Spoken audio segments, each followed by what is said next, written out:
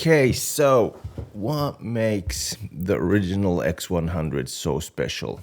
Let's think about that. Hey everybody, welcome back to a new video. My name is Timo Varakas. If that is something you just want to drive over, just call me Tim. So I've already made a video about the X100. Go check that out if you want to. I've talked about the specs. I've talked about my first initial thoughts of the camera, so I'm not going to go through those again. Now, if you think about the tech aspects of this camera, nothing makes it special. It is a stripped down version of the newer X series cameras. Actually, it's a stripped down version of every X series camera that has come after this. Well, it's a 2012 released camera, so what did you expect? Of course, it's a stripped down version. Now, talking about the physical aspects of this camera is a totally different thing. It has a unique look to it. It has a vintage look to it. It has a look like no other. It has two dials on top, the exposure compensation dial and the shutter dial. It has an aperture ring on the lens over here, so you can fix that if you want. And basically, all I ever do is just use the aperture ring because I use this on a daily basis in street photography, just taking memories when seeing friends and stuff like that. So I use aperture priority, and this handles aperture priority well. I trust this camera on aperture priority. Now, the look of this camera has pretty much stayed the same all throughout the series.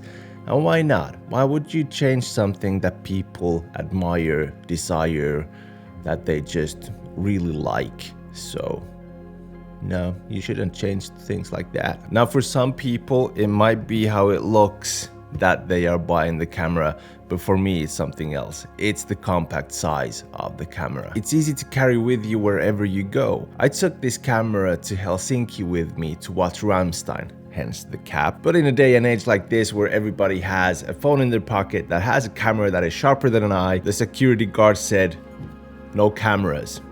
So this camera did not get to see Rammstein, but I did have the chance to take it around Helsinki and take some street photos, shots of my friends just walking about and stuff like that. So that was fun. And it is easy just to carry with you. It is lightweight. You can just put it into your hoodie pocket. It's easy to carry. The compact size is just one thing why I love this camera. The photos taken with this camera, even today in today's standards, are pretty sharp. And every time I'm taking a photo with this camera, I feel like it's telling a story. The colors and everything just give it a story, even though I didn't mean to have a story behind that photo, but it just feels like every time I'm looking at it, that it has a more meaningful thing to it. It also makes me think about photography in a different way. It makes me search for those stories. So are those things the things that make this camera special? Or is it something else? To me, I think it's sort of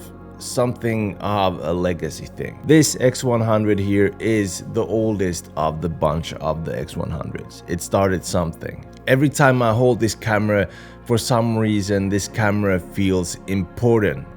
Even though it's old, even though it's used, it still feels important. It's like respecting your elderly. You speak to it in a fine manner. You ask it if it wants any coffee. You listen to its stories. It's probably seen more than you have ever imagined. That said, hope you liked the video. If you did, remember to like, subscribe, hit the bell icon, and I'll be seeing you in the next one.